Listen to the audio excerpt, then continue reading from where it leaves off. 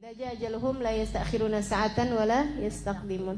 Kalau udah datang ajalnya nggak bisa dimajuin, nggak bisa dimundurin. Tawaffat hurusuluna wa hum la yufarritun. Kalau udah datang ajal seseorang, dia akan dicabut nyawanya oleh para utusan kami, para malaikat, wa hum la yufarritun, dan mereka nggak ada yang keliru. Malaikat nggak ada yang pernah salah kalau nyabut nyawa. Semuanya pasti udah ada catatannya masing-masing. Ini meninggal jam sekian, tanggal sekian, hari sekian, semuanya. Dan teman-teman, ibu-ibu saudaraku sekalian, cukupkan kematian sebagai nasihat. Nasihat biar apa? Biar kita enggak habis-habisan sama dunia. Karena kita diciptakan bukan untuk dunia. Katanya Imamul Haddad dalam kitabnya, beliau mengatakan umur manusia ini ada 5 umur. Kita nih jalanin 5 umur. Bu ya. Umur pertama adalah umur kita di dalam alam ruh. Di dalam alam ruh. Jadi kita nih ibu saudaraku sekalian diciptakan bareng-barengan ruhnya. Ruh kita diciptain barengan. Bareng sama ruhnya Nabi Adam, ruhnya Nabi Dawud, ruhnya Nabi Muhammad, semuanya ciptanya barengan. Allah kemudian bertanya kepada semua arwah tersebut. Katanya Allah, alastu birabbikum, udah diciptain nih semua calon bakal manusia. Allah tanyain, alastu birabbikum, bukankah aku Tuhan kalian? Semuanya menyaut, setelah sebelumnya Nabi Muhammad duluan yang nyaut. Kata Nabi Muhammad, bala wa rabbina, iya ya Allah, betul engkau adalah Tuhan kami. Habis Nabi Muhammad menyaut, jawab, baru kemudian semua arwah yang lain pada nyaut, bala wa rabbina, betul ya Allah. Makanya ibu-ibu saudaraku sekalian, manusia tuh seapa-apanya kalau dia normal, kalau dia waras, kalau dia bukan orang gila maksudnya, pasti akan mencari Tuhan dalam hidupnya. Pasti itu. Mau sebandel-bandelnya orang, mau serusak-rusaknya orang, pasti nyari Tuhan dalam hidupnya. Gitu ya. Cuman ada yang nemu, ada yang gak nemu. Karena memang pada dasarnya semua manusia itu pernah beriman, yaitu di alam arwah dulu itu. Nah, habis diciptakan kemudian sama Allah disimpan di bawah naungan arsy sampai ketika Allah berkehendak untuk menciptakan Nabi Adam. Diciptakan jasadnya dulu dari tanah liat, baru kemudian Allah ambil ruhnya, fanafakhtu fihi ruhi. Kata Allah, aku kemudian ciptakan ruhnya, aku kemudian tiupkan ruh kepada calon jasadnya Nabi Adam yang diciptakan dari tanah ini, baru kemudian hiduplah Nabi Adam alaihissalam. Kalau Siti Hawa itu diciptakannya dari tulang rusuknya Nabi Adam. Jadi diambil dari tulang rusuknya Nabi Adam, kemudian diciptakanlah Siti Hawa. Siti Hawa doang bu yang diciptakan dari tulang rusuknya Nabi Adam. Jadi kalau dibilang bahwa perempuan itu tercipta, kita nih, kita, saya, kamu, kita semua yang ada di sini kan perempuan nih, tercipta dari tulang rusuknya laki-laki? Enggak. Yang tercipta dari tulang rusuknya laki-laki itu cuman Siti Hawa. Siti Hawa diciptakan dari tulang rusuknya Nabi Adam alaihissalam. Sebagai permisalan buat setiap orang bahwasanya kita memang ada bagian dari laki-laki, ya Bu ya, untuk orang menikah dan kemudian melanjutkan keturunan. Nah, tapi sesudah itu dari Nabi Adam sama Siti Hawa, itu ketika kemudian anak-anaknya Nabi Adam sampai sekarang ini diciptakannya dari, mohon maaf, air sperma. Kan gitu? Air sperma ketika berjumpa dengan indung telur, kemudian terciptalah benih, gitu ya. Dari situlah kemudian kalau udah jasadnya ini nyampe 4 bulan dalam rahim, gitu, baru kemudian ditiupkan ruh itu, gitu. Jadi ibu-ibu saudaraku sekalian, kita bukan tercipta dari tulang rusuknya laki-laki, enggak kemudian tulang rusuknya suami kita diambilin, dimasukin ke perutnya ibu kita, kan enggak gitu. Kita diciptakannya dari air sperma, gitu ya. Dari sperma berjumpa dengan indung telur pada masa-masa yang sudah ditentukan, kemudian diciptakanlah manusia. Jadi yang pertama tuh alam kita nih, pertama kali adalah alam arwah. Yang kedua, nah itu, kalau sudah jasad kita nih udah saat ibu kita sedang lagi masa subur, dia punya indung telur, kemudian sperma masuk, mudah-mudahan sperma yang halal, yaitu sperma ayah kita ya kalau buat kita, kemudian terjadilah kehamilan. Nah itu umur yang kedua. Umur yang kedua adalah umur masa kita berada dalam kandungan ibu kita. Ini sebentar, dari mulai kita umurnya 4 bulan secara janin kita 4 bulan, baru ditiupkan ruh. Jadi bukan dari awal-awal, nanti kalau udah jasadnya 4 bulan baru ditiupin ruh. Makanya orang kalau selamatan hamil, sebaiknya jangan bikin 7 bulanan, sebaiknya bikin 4 bulanan. Kenapa 4 bulanan? Karena 4 bulan itu usia yang paling penting. Mau masuk umur 4 bulan tuh, itu yang katanya Nabi Muhammad 3 kali 40 hari. Jadi Bu, jasad kita nih, badan kita nih, pertama kan diciptakan seperti yang tadi saya bilang dari sperma. 40 hari berupa sperma. Nanti kalau udah lewat 40 hari, berubah dia menjadi darah yang menggumpal. 40 hari kemudian berubah menjadi daging yang menggumpal. Sesudah jadi daging yang menggumpal, itu udah jadi 2 tuh, calon kepala sama calon badan. Baru kemudian kayak ada dipisah gitu ya Bu ya, calon kepala sama calon badan. Baru kemudian pada usia 4 bulan tersebut itu Allah ambilkan ruh, kemudian ditiupkan ruh pada kita. Malaikat kemudian meniupkan ruh pada kita ini. Pada saat itu umur kita 4 bulan dalam janin ibu kita tuh ditetapkan rizkinya, ditetapkan ajalnya, ditetapkan apakah dia calon penghuni surga atau calon penghuni neraka. Makanya penting banget usia 4 bulan itu untuk kita mendoakan biar anak yang ada dalam kandungan kita nih, biar jadi anak yang soleh, biar jadi anak yang solehah, kayak begitu ya. Sehingga mudah-mudahan waktu ditiupkan ruh, ditetapkan ketetapan-ketetapan, mudah-mudahan menjadi anak yang punya nasib yang bagus, ketetapan yang bagus seperti itu gitu. Nah ibu-ibu umur 4 bulan kandungan tuh jangan sukanya joget-joget, sukanya nyanyi-nyanyi, cari-cari pohon, joget, jangan gitu ya. Karena umur 4 bulan itu penting banget untuk kita mendoakan janin dalam kandungan. Itu mulain tuh kita pindah dari alam arwah, dari bawah arasnya Allah dipindahkan ke tempat yang sangat sempit, yaitu rahim ibu kita. Sampai kemudian keluarlah kita sesudah kandungannya usia 9 bulan. Berarti cuman 4 ya, dari 4, 5, 6, 7, 8, 9. Cuman 5 bulan aja umur yang kedua nih orang nih. Kemudian kita pun menjalani kehidupan di dunia ini nih, umur yang ketiga. Umur yang ketiga, dari lahir sampai mati. Berapa lama masing-masing? Ibu-ibu sekalian, nah kalau rata-rata umurnya umat zaman ini nih, katanya Nabi Muhammad, a'mar ummati ma baina sittin wa sab'in. Umurnya umatku ini yang paling pendek-pendek dibandingkan dengan umat yang dulu-dulu. Umat yang dulu-dulu panjang-panjang. Umatnya Nabi Muhammad hanya 60 sampai 70 tahun aja. Rata-rata udah 60 tahun, 65, 67 gitu ya. Atau 70 tahun, 71, 72, 73. Kalau udah orang di atas umur 70 tahun, pas lagi sakit, kayaknya orang udah doainnya husnul khotimah aja. Jenguk-jengukin husnul khotimah deh, nek gitu ya. Masya Allah. Qalil man yujawid thamanin, kata Nabi Muhammad, umurnya umat saya nih dikit yang nyampe di atas 80 tahun. Dan seperti yang tadi saya bilang, ini umur yang paling kecil. Umurnya umat Nabi Muhammad nih yang paling pendek. Umat yang dulu-dulu umurnya panjang-panjang. Nabi Nuh alaihi salam umurnya 1000 tahun. Dakwahnya 950 tahun. Jadi dakwahnya 950 tahun, umur beliau 1000 tahun. Dari mulai umur 50 tuh berdakwah sampai dengan umurnya 1000 tahun. Masya Allah. Dan ibu-ibu sekalian, umurnya umatnya Nabi Nuh 50 tahun tuh masih kecil, masih muda. Jadi berdakwah dari muda sampai mati gitu ya. Masya Allah. Itu 50 tahun tuh masih muda Bu. Makanya Nabi Musa alaihissalam pernah ketemu ada orang nangisin kuburan.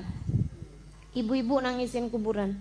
Ditanya nih sama Nabi Musa, Bu, Siapa yang meninggal? Anak saya, Nabi Musa. Aduh, sedih saya. Ini anak satu-satunya yang saya punya, meninggal pula. Aduh, sedih sekali saya. Anak ibu umurnya meninggalnya umur berapa? Anak saya lagi muda-mudanya, lagi sehat-sehatnya, lagi seger-segernya, udah meninggal dunia. Berapa bu umurnya? 60 tahun. 60 tahun tuh kayak kita 17 tahun barangkali gitu ya. Lagi seger-segernya gitu. Nabi Musa kemudian bilang, "Ya Allah, Bu, anak ibu umurnya 60 tahun, ibu bilang masih lagi seger-segernya. Ibu tahu nggak, nanti akan datang satu umat yang memang umurnya cuma segitu. Emang umurnya cuma 60 tahun, 70 tahun, rata-rata tuh udah pantas meninggal gitu. Kalau udah 60 tahun, ya Bu ya, udah pantas gitu. Jangan kata 60 tahun ya Bu ya. Bu, jangan kata 60 tahun ibu-ibu sekalian. Saya pernah dengerin satu keterangan dari seorang ustadz, seorang ulama gitu, bahwa kalau kita udah mencapai usia 40 tahun, itu satu kaki udah masuk kuburan. Tinggal nungguin yang sebelah nih kapan nih. Maksudnya sudah harus siap-siap. Di kota Hadramut sana Bu, tempat saya tinggal dulu belajar, lama ya, 4,5 tahun saya di sana. Orang kalau sudah masuk umur 40 tahun pada gulung tempat tidur. Ini tempat tidurnya kan mereka tipis-tipis gitu. Kalau udah masuk umur 40 tahun tempat tidurnya digulung. Sambil bilang sekarang udah bukan waktunya tidur lagi gitu. Kalau kita juga gulung ibu ya umur 40 tahun, ganti yang empukan. Aduh, pengen enak tidur nih katanya gitu. Salah-salah kita sih hidupnya nih. Ya Allah, mudah-mudahan Allah bimbing kita insyaallah. Amin. Jadi ibu sekalian, kata Nabi Musa bilang sama orang itu, Bu, umat yang akan datang tuh emang umurnya segitu. Katanya umur 60 tahun, umur 70 tahun emang udah waktunya meninggal gitu. Katanya si ibu itu, wah pasti gak ada yang kawin ya. Gak ada yang sempet bangun rumah. Katanya gitu. Gak ada yang sempet nikah, gak ada yang sempet bangun rumah, cuma 60 tahun. Katanya Nabi Musa, enggak gitu Bu, mereka pada nikah. Bahkan ada yang nikahnya gak cuma sekali. Ya Bu ya, ada yang kawin sampai berapa kali umurnya, padahal cuma segitu-gitunya. Katanya Nabi Musa alaihissalam, mereka menikah, mereka punya anak, mereka bangun rumah, mereka kerjakan semuanya. Katanya perempuan tersebut, kalau aja saya hidup di zaman kayak begitu, umurnya orang cuma 60 tahun begitu, 60 tahun, 70 tahun, dia bilang saya nggak bakalan bangun rumah. Saya hanya akan tinggal di bawah sebuah pohon.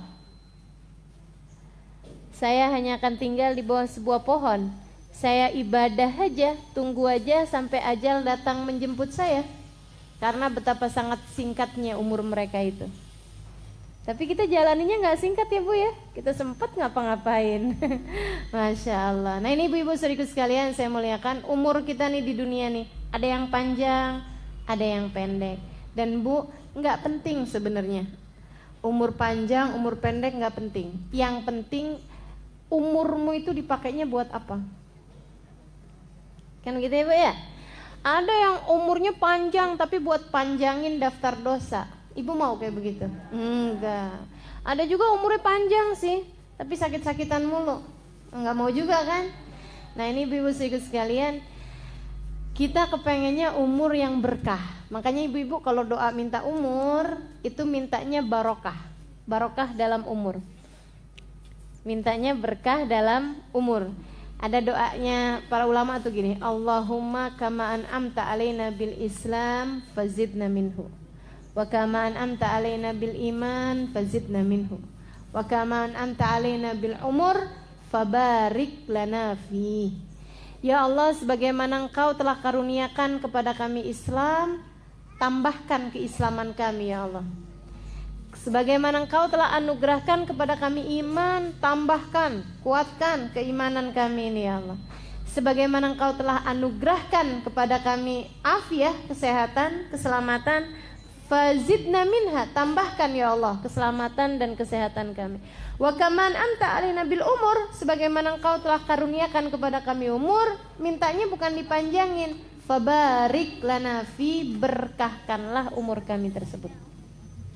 Allahumma kaman amta alaina bil Islam fazidna minhu, kama an'amta alaina bil umur, kama an'amta alaina bil iman fazidna minhu, kama an'amta alaina bil afiyah fazidna minha, wa kama an'amta alaina bil umur fabarik lana fi. Minta berkah umur. Ibu-ibu sekalian, karena umur tuh nggak penting panjang, yang penting berkah. Apa sih berkah? Berkah itu Bu, ziyadatul khair, tambahnya kebaikan. Jadi ada orang umurnya 30 tahun tapi hidupnya udah banyak manfaatnya, gitu ya. Itu namanya umur yang berkah. Jadi anak baktinya sama orang tua luar biasa, itu anak yang berkah, gitu kan. Ibu-ibu sekalian, punya harta gitu ya. Hartanya sih nggak seberapa, tapi sedekah ada, bikin seneng keluarga ada dengan harta tersebut. Nah itu namanya punya harta yang berkah. Umur tuh yang penting bukan banyaknya, akan tetapi umur yang berkah. Makanya ibu-ibu minta umur yang berkah. Nah ini kita jalanin umur nih di dunia ini. Yang penting bukan panjangnya, yang penting bukan pendeknya, berapa lamanya, bukan. Akan tetapi ibu-ibu sekalian, keberkahan dalam umur kita dipakainya buat kebaikan-kebaikan. Khairukum anfa'ukum linnas. Kata Nabi Muhammad, sebaik-baik kalian yang paling dapat memberi kemanfaatan bagi orang lain. Sampai kapan nih kita hidup di dunia ini? Sampai datang ajal, sampai mati. Udah mati, udah kelar deh. Ibu-ibu sekalian, saya contohkan nih, umur kita nih Bu, nih kayak biji tasbih. Ibu-ibu sekalian, mana nih tasbih saya nih? Kayak biji tasbih. Ibu-ibu baru punya biji tasbih kan? Ada yang 33, ada yang 99. Ibu mau umurnya yang 33 apa 99? Nih ya, nih kayak gini nih. Setiap orang nih Bu dikasih masing-masing nih. Hari-harinya tuh kayak kita biji-biji tasbih gitu. Dikit jalanin satu sampai ngepasin waktunya yang kita berhenti itu. Nah tuh. Itu dia tuh udah. Habis deh tuh. Habis. Nggak bisa ditambahin, nggak bisa dimundurin. Udah itu dia. Ada yang dikasih panjang, ada yang dikasih pendek. Kita jalanin hari demi hari, hari demi hari, hari demi hari. Ibu-ibu saudaraku sekalian yang saya muliakan, dunia nih Bu yang kita punya semuanya bakalan ninggalin. Ibu-ibu saudaraku sekalian, yang bersama dengan kita nih dunia nih ada kebagi 3 nih Bu. Ada yang kita tinggalin begitu kita mati, dah langsung lepas semuanya. Apa itu? Dunia kita, harta. Harta tuh begitu kita mati udah nggak ada yang bisa kita bawa, nggak ada yang bisa kita bawa. Ibu-ibu saudaraku sekalian yang saya muliakan, nggak ada tuh. Nanti saya kalau mau meninggal dunia, saya tolong ya, ini baju saya sayang banget, nanti kuburin saya sama baju saya. Nggak bisa Bu. Dulu ada orang kaya yang sangat bijaksana, orang kaya yang soleh. Dia pesen sama anaknya, dia bilang, nak, kalian kurang nggak? Bapak selalu kasih, kalian nih kurang nggak? Enggak Pak, alhamdulillah, kata anak-anaknya. Kalian sayang nggak sama Bapak? Sayang Pak. Bapak pesen sama kamu, nanti kalau Bapak meninggal dunia, tolong, Bapak mau minta tolong sama kamu. Bapak nih demen banget nih mau kos kaki yang ini nih. Kos kaki doang Bu, kos kaki. Dia bilang tolong kuburin Bapak sebelum dikafanin, kos kakiin dulu. Nggak ada orang kayak gitu ya. Tapi dia pesen nih wasiat, pokoknya nih kos kaki masukin. Boleh nggak? Boleh Pak. Mau ya? Iya Pak. Udah setuju, sepakat semuanya. Satu hari bapaknya meninggal. Ibu-ibu saudara sekalian, begitu habis selesai jenazahnya dimandikan, anak-anak siapin tuh kaos kaki. Kaos kakinya bahkan bukan baru Bu, kaos kakinya udah lama, udah jelek gitu. Kesayangan kan, jadinya dipakein gitu. Wah, diprotesin sama tukang ngurusin jenazah. tukang mandiin jenazah. Nggak boleh dipakein kaos kaki. Belum tahu saya. Biar kata pemain bola aja nggak ada yang kayak begini. Ini bapak kamu pemain bola bukan gitu ya. Masa meninggal dunia mau pakai kaos kaki? Nggak ada, nggak boleh. Anak-anaknya maksain, tolong pak, ini soalnya wasiat, amanat. Oh nggak bisa, nggak tahu saya, nanti saya disalahin sama orang-orang. Ajarannya dari ulama-ulama nggak ada yang kalau meninggal dunia pakein kaos kaki. Jadi saya nggak mau dipakein. Pokoknya dia kekeh. Si yang tukang mandiin jenazah, ngurusin jenazah nggak boleh pakai kaos kaki. Anak-anak kekeh pokoknya mau jalanin wasiat bapaknya. Lagi kayak begitu datang sahabat bapaknya, teman bapaknya. Dia bilang, oh sebentar, saya nih dipesenin nanti kalau bapak kalian meninggal dunia saya suruh bacain surat. Dia udah kasih surat sama saya. Dulu dia bilang, kalau kamu meninggalnya duluan, kalau saya meninggalnya duluan, kamu tolong nanti jengukin anak-anak saya, kamu bacain surat ini pas di tempat mereka mau kafanin saya. Jadi sekarang nih saya mau bacain, katanya gitu. Dibacain. Assalamualaikum warahmatullahi wabarakatuh. Alhamdulillah wassalatu wassalam deh, amma ba'du. Dia bilang, anak-anakku sayang, saya tahu kalian pasti sekarang lagi bertengkar urusan kaos kaki. Tahu nih saya, pasti kalian nih lagi berantem urusan kaos kaki. Pasti kalian kepengen banget masukin kaos kaki itu ke dalam kafan, maksudnya ke kaki bapak gitu ya, sebelum dikafanin. Dia bilang, dan pasti yang ngurusin jenazah nggak mau dikafanin. Anak-anakku sayang, bapak nggak kepengenan juga dipakein kaos kaki. Bapak cuman mau ngajarin kalian bahwa dunia ini seberapapun yang bapak punya, mau dibawain kaos kaki aja nggak boleh. Ya bu ya, ibu boleh punya apa aja yang ibu cari-cari, ibu kejar-kejar sampai menghalalkan segala cara, tapi semuanya nggak ada yang bakalan dibawa masuk dalam kubur. Ibu nggak bisa, lagi sayang-sayangnya sama handphone nih, baru beli nih, bagus banget nih, bilang kemudian, Pak, mau sama suaminya, nanti kalau saya meninggal Pak, kalau Neng meninggal tolong ya Pak ya, bawain nih handphone Pak ke dalam kuburan. Siapa tahu nanti Neng bisa telepon Bapak dari kubur. Itu nggak bisa tuh begitu. Ya Allah, ya Allah. Ibu-ibu sekalian, nggak bisa juga misalnya kita lagi seneng-senengnya sama kulkas. Nanti dah kalau meninggal dunia biar kulkas kita dimasukin, biar ngadem. Nggak bisa, ibu-ibu saudaraku sekalian yang saya muliakan. Nggak ada yang bisa kita bawa, nggak ada yang bisa kita bawa, nggak ada yang bisa kita bawa. Nih harta yang kita usahain kayak apapun, nggak ada yang bisa kita bawa. Hanya begitu kita mati semuanya harus dilepas. Ibu-ibu tahu, bahkan sampai kalau ada di antara ibu-ibu yang pakai gigi palsu dari emas atau dari perak, itu begitu ibu meninggal giginya harus dilepasin. Kenapa gitu?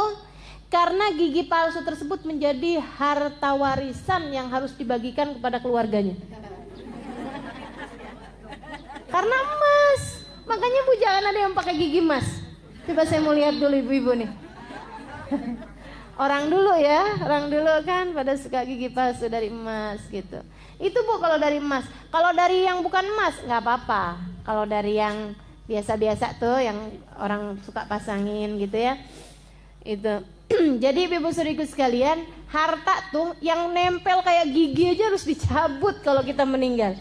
Karena sudah bukan hak kita lagi, akan tetapi haknya orang yang hidup. Orang yang mati nggak bawa harta. Itu dunia kita tuh. Harta sampai dengan kita mati. Ada lagi yang nganterin sampai ke kuburan keluarga kita. Paling banter nganterin sampai ke kuburan bu. Udah tuh. Abis itu udah tinggal. Nggak ada yang bisa ikutan nganter sampai ke rumah, sampai ke dalam. Saya mah sayang banget sama istri saya, kata suaminya gitu. Nanti kamu kalau dikubur saya mau ikutan dah. Saya tungguin 3 hari gitu. Nggak bisa tuh ibu-ibu sekalian, cuma nyampe ke kuburan doang, udah habis itu dadah. Habis itu udah dititipin. Kepada siapa nitipinnya? kepada Allah. Yang si ketiga adalah yang kita bawa sampai masuk ke dalam alam kubur, yaitu amal ibadah kita, perbuatan kita, sedekah kita, harta yang kita berikan kepada orang lain yang membutuhkan. Itu yang bakalan kita bawa masuk ke dalam kubur. Ilmu kita yang kita amalkan, kan gitu ya Bu ya. Perbuatan-perbuatan baik kita yang kita lakukan, itu yang bakalan kita bawa masuk ke dalam kuburan. Makanya ibu-ibu saudaraku sekalian, itu yang mesti kita banyakin. Ada orang soleh, tiap beli belanja selalu diparuh 2. Beli gula sekilo setengah-setengah ya. Beli beras 5 kilo setengah-setengah ya. Beli ini setengah-setengah ya. Semuanya setengah-setengah. Sampai yang punya toko nih bingung.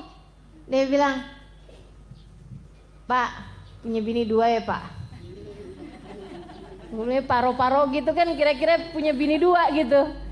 Dia bilang, Bapak kok beli 2-2 gitu, punya bini 2? Dia bilang, enggak, 1. Terus kenapa jadi paro-paro gini Pak? Bapak sehat? Kalau orang sehat nggak gitu Pak, nggak diparo-paroin 2 gitu. Oh iya, saya memang nggak sehat saya. Nggak adil saya, katanya gitu. Nggak bener saya. Mestinya yang 1 dikit aja, yang 1 banyakan. Emang buat apa Pak? Dia bilang, paro-paro gini buat apa? Yang 1 buat dunia saya, yang 1 buat akhirat saya. Yang 1 buat dunia saya, yang 1 buat kubur saya. Jadi itu tiap hari yang 1 dipakai buat amalnya dia, buat hari-harinya dia, buat keluarganya dia. Yang 1 disedekahin, separoh tuh. Dia bilang, saya nggak sehat, seharusnya saya bikin yang buat dunia saya sedikit aja, yang banyakan buat akhirat saya, karena akhirat saya jauh lebih lama. Kita mah nggak gitu ya Bu ya. Masya Allah. Kita mah semua buat dunia kita. Semuanya buat dunia malahan. Nanti begitu masuk kuburan kita nggak punya apa-apaan. Semuanya udah kita pakai waktu di dunia. Ya Allah, serem bener, sedih banget. Ibu-ibu saudaraku sekalian, saya muliakan, ini amal soleh Bu yang bakalan bawa masuk kita ke dalam alam kubur. Dan ini yang akan menentukan kita nanti di dalam alam kuburnya tuh akan menjadi seperti apa. Itu umur kita yang ketiga. Ibu-ibu saudaraku sekalian, umur kita yang keempat, yang sekarang lagi dijalani sama orang tua kita yang sudah meninggal, yang sekarang sudah dijalani sama saudara-saudari kita yang sudah meninggal. Ini namanya umur yang keempat, umur kuburan. Ibu, umur kuburan ini Bu lebih lama daripada umur dunia. Yang hidup di dunia umurnya 500 tahun gak ada. Gak ada ya Bu ya. Tapi yang di dalam kubur 500 tahun udah ada. Bahkan yang di dalam kuburnya 5.000 tahun udah ada. Bu, di dalam kubur 100 tahun, 200 tahun, 300 tahun. Kalau di dalam kuburnya seneng sih alhamdulillah. Kalau dalam kuburnya susah, kalau dalam kuburnya diadab, ya Allah, ibu mau teriak sama siapa? Mau minta tolong sama siapa? Mau datang ke rumahnya siapa? Kalau kemudian kita disusahkan oleh Allah SWT dalam alam kubur, la ilaha illallah, la ilaha illallah. Ibu-ibu saudaraku sekalian, makanya nih, mumpung nih kita nih yang masih dikasih sisa umur sama Allah SWT. Nih sisa umur mau dikemanain? Nih sisa umur mau dibawa pergi kemana? Makanya Bu, saya kalau ada orang meninggal dunia kan suka ucapannya seperti ini, semoga rohnya diterima di sisi Allah. Dulu tuh kayaknya kalau baca gitu, ya iyalah gitu. Tapi lama-lama udah ngerti gini, saya jadi mikir, itu doa paling pantas banget, paling pas banget. Tuh yang bikin doa itu tuh udah yang paling ngerti bagaimana harus berdoa. Yang bikin doa itu. Kenapa? Karena semoga roh diterima di sisi Allah. Nih Bu ya, kita kalau masih hidup di dunia nih Ibu bayangin nih, 1 hari Ibu punya keperluan mendesak. 1 hari Ibu punya keperluan mendesak. Suami Ibu masuk rumah sakit, harus segera ada penanganan, tapi Ibu harus bayar uang, Ibu uangnya gak ada. Ibu mesti gimana? Ibu pergi ke rumah saudara. Sama saudara satu dibilang minta maaf, saya juga lagi gak ada duit. Ibu akan pergi ke rumah saudara ibu yang lain. Ibu pergi ke rumahnya si fulan, ibu pergi ke rumah si Falta. Ditolak sama yang satu, kita bisa datang ke pintu-pintu yang lain Bu. Kan begitu? Tapi ibu-ibu kalau meninggal dunia, ibu hanya datang kepada Allah. Ilaihi roji'un. Inna ilaihi roji'un. Inna lillahi wa inna ilaihi roji'un. Semua dari kita milik Allah dan hanya kepada Allah kita kembali. Kita datangnya cuma kepada Allah. Kalau Allah tolak kita, ibu mau pergi ke pintunya siapa? Ibu meninggal dunia nih, ibu mati. Tapi Allah kemudian tutupin pintu rahmatnya dari ibu. Bek, kata Allah, kamu aku usir dari hadapan rahmatku. Ibu mau pergi kemana? Karenanya bu, kita minta sama Allah benar-benar, ya Allah, kalau datang ajal menjemput harus pindah dari alam dunia ke dalam alam kuburan nanti. Ya Allah, terimalah ruhku di hadapanmu. Fa in tatrud faman narju siwaka. Kalau engkau tolak kami ya Allah, kepada siapa lagi kami harus datang? Amal ibadah bu yang bikin kita diterima di sisi Allah Subhanahu wa taala. Kama ta'ish tamut, kata orang Arab. Seperti mana kamu hidup, seperti itulah kamu akan meninggal dunia. Ya, orang kalau waktu hidupnya itu senang berbuat kebaikan dan kebaikannya diterima sama Allah, nanti meninggalnya dalam keadaan seperti itu. Nanti dalam alam kuburannya Allah Subhanahu wa taala bahagiakan dalam alam kubur kita. Masya Allah. Ibu kalau sepanjang hidupnya nggak suka buat kebaikan, waduh, apa-apaan cuman mikirin diri sendiri aja, nggak pernah mikirin akhirat sama sekali. Naudzubillah min dzalik. Nanti begitu meninggal dunia nggak ada apa-apa yang bisa kita dapat. Apalagi kalau sholat enggak, puasa enggak, zakat enggak, itu enggak, wah kebaikan nggak punya. Ya Allah, naudzubillah, tsumma naudzubillah. Kalau dikubur kita disengsarakan sama Allah Subhanahu wa taala, ibu minta tolong sama siapa? Suami ibu nggak bisa nolongin, anak nggak bisa nolongin, Pak RT, Pak RW nggak bisa nolongin, sesiapa nggak ada yang bisa nolongin. Makanya nih waktu hidup di dunia nih dipakai yang benar, pakai kesempatannya. Allah kasih kita modal. Apa modalnya? Umur kita yang sisa nih modal. Kita pakai benar-benar buat mencari rahmat ridha Allah Subhanahu wa taala. Insya Allah kalau yang namanya kebaikan gak akan ada yang sia-sia. Belum lama nih saya ada dengar satu cerita kejadian bu di Riyadh. Jadi ada seorang laki-laki tinggal di Riyadh, orang soleh, orang baik benar orangnya, orang istiqomah ibadah, orang mampu juga. Satu hari malam pertama Ramadan 2 tahun lalu malam pertama Ramadan dingimpiin Nabi Muhammad alaihissalam. Kalau orang soleh kan ada tuh bu yang kayak gitu ya bu ya, ngimpi Nabi gitu. Dalam mimpinya Nabi ngomong kayak begini sama dia nih, Roh ila Taif, kata Nabi Muhammad, pergilah kamu ke Taif, cari orang namanya Fulan bin Fulan al-Fulani, sebutin namanya sama Nabi Muhammad. Kemudian dibilangin, bawa dia pergi umroh. Itu kan spesifik banget perintahnya Nabi sama dia. Ibu-ibu sekalian, besoknya dia bangun bingung gitu. Ya ampun, ini PR ya. Seneng ngimpi Nabi, tapi dikasih PR gitu kan, jalan ini gimana nih? Dia pergi sama gurunya. Dia bilang, Syekh saya ngimpi begini. Kata Syekhnya, kamu harus jalanin. Karena itu amanat berarti dari Nabi Muhammad. Boleh gak saya kasih uangnya aja, saya umrohin orang lain? Gak boleh. Boleh gak saya cari orangnya, habis ketemu dia yang suruh pergi sendiri buat umroh? Gak boleh. Kamu harus cari orangnya, bawa orangnya pergi umroh, karena itu amanatnya Nabi. Dia pun pergi hari itu juga, hari pertama Ramadan. Pergi ke Taif, naik mobil tuh bu, cukup jauh ya. Nyampe di Taif cari-cari orangnya. Ibu dia pikir yang namanya orang diperintahin sama Nabi buat pergi umroh, kan pantas-pantasnya orang soleh ya bu ya, orang baik ya bu ya, tapi miskin kan begitu barangkali. Ini enggak bu, orangnya itu adalah seorang polisi. Ibu-ibu saudaraku sekalian, polisi punya anak udah besar-besar anaknya. Dia begitu masuk, dia bilang sama si polisi, sama anak-anaknya tersebut, saya mau cari bapak kamu. Udah ditunjukin sama orang-orang rumahnya. Dia bilang, saya mau cari bapak kamu. Anak-anaknya kayak berasa keberatan gitu, kayak ngapain nyari bapak gitu. Dia bilang, saya ada perlu penting, pokoknya perlu banget sama bapak kamu. Akhirnya tuh cari aja tuh di belakang. Ibu-ibu sekalian, si bapak ini Bu, yang Nabi Muhammad nyuruh suruh bawa orang ini pergi umroh nih, orangnya lagi mabok. Bulan puasa mabok, botol minuman keras lagi teler. Dia bilang, nih bapak kamu nih. Iya, katanya si anak-anaknya. Ini kayak begini nih hari ini aja? Enggak, emang kerjaannya kayak begitu. Dari sejak kapan? Wah, dari muda. Dari muda emang kayak begitu kerjaannya. Dia bilang kalau siang kerja jadi polisi, kalau malam mabok. Sholat kagak, puasa boro-boro, ngerja apaan nggak ada. Pernah pergi haji, boro-boro pergi haji. Ya kayak gitu tuh kerjaannya. Alkoholik, tukang minum. Semakin tua semakin tambah parah. Tapi saya dapat amanat nih buat umrohin bapak kamu nih.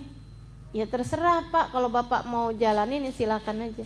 Akhirnya diminta tolong sama anak-anaknya. Si bapak ini Bu lagi mabok kayak begitu dimandiin. Habis dimandiin pakein baju umroh, pakein baju ihram. Dibawa deh tuh, masukin ke mobil, di jalan pergi ihram. Rada-rada teler gitu. Bapaknya kayak nggak sadar gitu. Sampai di tengah jalan kayak baru bangun gitu, baru sadar. Terus dia bilang, ini saya mau kemana nih? Katanya si bapak ini nih. Dia bilang, bapak mau pergi umroh. Ngakak dia Bu. Umroh? Ngapain saya? Dia bilang, iya kamu mau saya umrohin. Kamu siapa? Dia bilang, saya gak kenal sama kamu. Saya juga gak tahu sama bapak nih. Tapi tadi malam saya bermimpi Nabi Muhammad SAW. Dia bilang, dalam mimpi saya Nabi suruh buat nyari bapak kemudian saya umrohin. Wah, Masya Allah, dia bilang, Allah baiknya sama saya, Nabi Muhammad baiknya sama saya. Kenapa saya? Dia kayak aneh gitu, kenapa saya? Dia bilang. Tapi akhirnya dia pergi umroh. Ibu-ibu sekalian, masuk ke Masjidil Haram, umroh, tawaf, sa'i, gunting rambut, habis itu sholat. Pas lagi sholat Bu, habis saya umroh itu meninggal dunia lagi sujud, nggak bangun. Masya Allah. Ini orang hidupnya minum minuman keras, tapi waktu mau meninggal dunia Nabi nyuruh orang didatengin Nabi dari Riyadh, dari negeri yang jauh, buat berangkatin dia pergi umroh. Habis kelar umroh, diakhiri hidupnya lagi sholat di Masjidil Haram, meninggal dunia. Masya Allah, bener kan? Allah tuh ya Bu ya. Ini pasti nih Bu, ada amal kebaikan dia yang diterima sama Allah. Apa nih amal kebaikannya? Si laki-laki itu balik lagi karena penasaran, pergi ke Taif.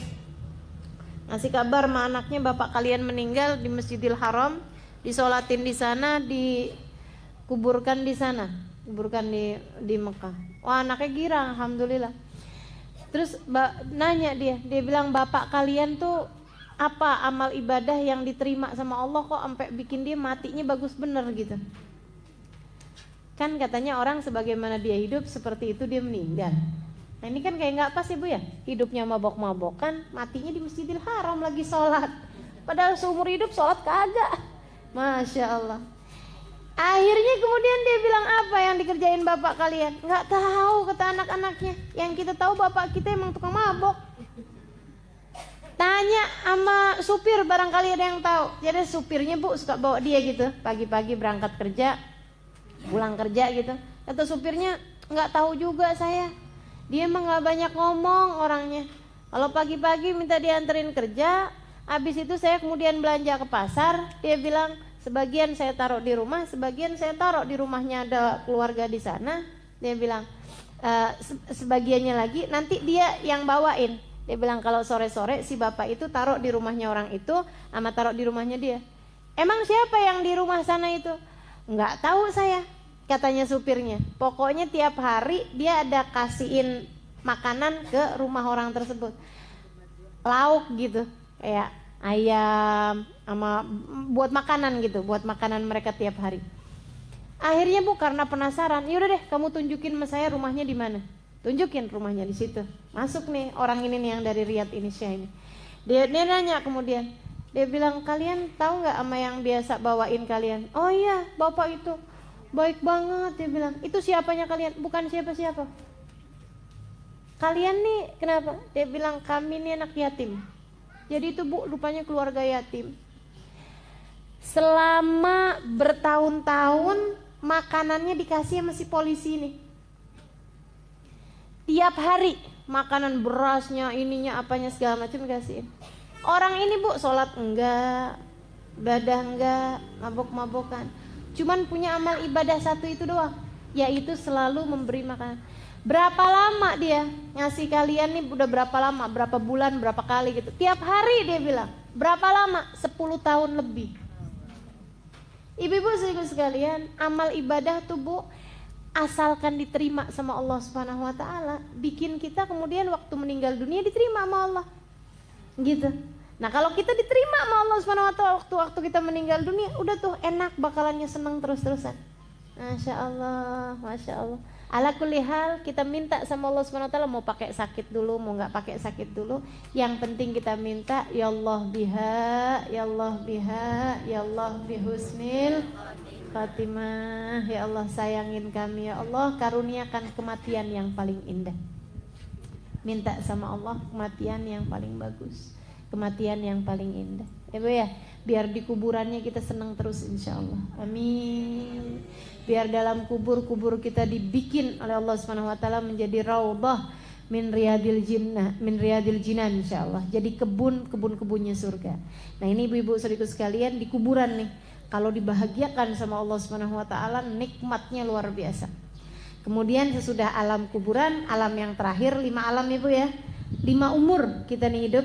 Yang pertama umur arwah, yang kedua umur janin, kita dalam perut ibu kita, umur rahim. Kemudian yang ketiga umur dunia, yang keempat umur kuburan, yang kelimanya umur akhirat.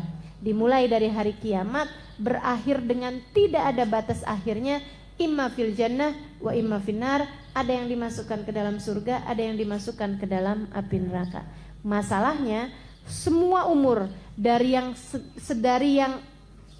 kubur, sedari yang kematian sampai ke batasan yang tidak ada akhirnya tersebut, semuanya ditentukan dari bagaimana kita menjalani hari-hari yang singkat kita di dunia ini. Dan Bu, kalau bicara tentang singkatnya umur dunia, kayaknya yang udah lewat sama yang masih sisa ke depan, kayaknya udah banyakan yang lewatnya Bu. Iya enggak? Ibu nih kalau saya nggak salah nih umurnya 50 ya, 60. Emang ibu mau umur berapa Bu kira-kira? Kalau ibu pikir bahwa yang sisa lebih panjang daripada yang sudah berlalu, mau umurnya 120 tahun? Kan gak mungkin. Udah tinggal dikit lagi nih Bu nih, tinggal dikit lagi. Mungkin sebagian kita Bu, kain kafannya udah siap di Pak Toko, kita nggak tahu. Ya Bu ya. Mungkin sebagian kita nih kuburnya nih udah mulai lagi disiap-siapin orang tuh, itu dia tuh kubur kita barangkali. Mungkin tuh Bu tuh pusara yang lagi dibikin orang tuh, mungkin disiapin buat pusara kita Bu. Kayunya tuh, patoknya kuburan tuh, ya mungkin lagi disiapin buat jadi patok kuburannya kita nanti. Namun yang pasti berapapun yang sisa, ini udah sedikit lagi. Udah sedikit lagi, sudah mesti harus siap-siap. Apalagi kalau ibu ngaca, rambut udah mulai ada ubannya. Apalagi ibu kalau terawih tinggal pegang-pegang kaki mulu. Itu kan udah siap-siap ibu ya. Udah mulai tuh, Masya Allah, Masya Allah. Iya, kalau duduk udah gak bisa satu posisi, tinggal rubah mulu. Kayaknya gak ada yang enak, serba salah gini mau duduk. Sakit kaki, ya Allah. Ibu-ibu sekalian, sudah merupakan alarm dari Allah Subhanahu wa taala. Istilah lampu merah tubuh udah kuning. Ya Bu ya. Habis ini dudut. Udah berangkat jalan kemudian kita. Ya Allah, ibu-ibu sekalian, untuk perjalanan panjang yang akan segera kita tempuh, kita minta kepada Allah Subhanahu wa taala, semoga Allah bimbing kita menjalani seindah-indah kehidupan, semulia-mulia kehidupan di sisa umur kita, hingga diakhiri kehidupan kita dalam husnul khotimah, hingga ditutup ajal kita dengan kalimat tauhid, hingga Allah Subhanahu wa taala tatkala mengakhiri kehidupan kita berakhir hidup kita dengan keimanan yang sempurna, berakhir dengan hati yang baik, berakhir dengan kebaikan yang kita bawa sampai masuk ke dalam alam kubur kita. Semoga Allah Subhanahu wa taala merahmati kita semua. Yang ada di majelis ini semoga semuanya dirahmati Allah Subhanahu wa taala. Termasuk juga kita doakan kedua orang tua kita, saudara-saudari kita, orang-orang yang kita sayangi. Mudah-mudahan semuanya apabila datang ajal menjemput kita semua, semoga Allah Subhanahu wa taala mengakhiri hidup kita dalam husnul khotimah. Ala hadhihi niyyah wa bikulli niyatin salihah jami'ah syamilah. Kita doakan anak-anak kita doakan suami kita, saudara-saudari kita, sahabat-sahabat kita. Mudah-mudahan jangan ada seseorang di antara kita yang iman tercabut dari hatinya. Jangan sampai ada di antara kita orang-orang yang ketika datang kematian Allah tutupkan pintu rahmatnya dari orang tersebut. Jangan sampai ada di antara kita yang kuburnya menjadi tempat Allah menurunkan segala azab kepadanya. Semoga Allah selamatkan kita semua, Allah sayangi kita semua, Allah muliakan kita semua. Dikumpulkannya ruh kita nanti dengan ruhnya orang-orang saleh. Ala hadhihi niyyah wa bikulli niyatin salihah jami'ah syamilah ila hadratin Nabi Muhammad sallallahu alaihi wa alihi wasallam. Al-Fatihah. Baca bareng-bareng. A'udzu billahi minasy syaithanir rajim. Bismillahirrahmanirrahim. Alhamdulillahi rabbil alamin. Ar-Rahmanir Rahim. Maliki yaumiddin. Iyyaka na'budu wa iyyaka nasta'in. Ihdinas siratal mustaqim. Siratal ladzina an'amta 'alaihim ghairil maghdubi 'alaihim waladdallin.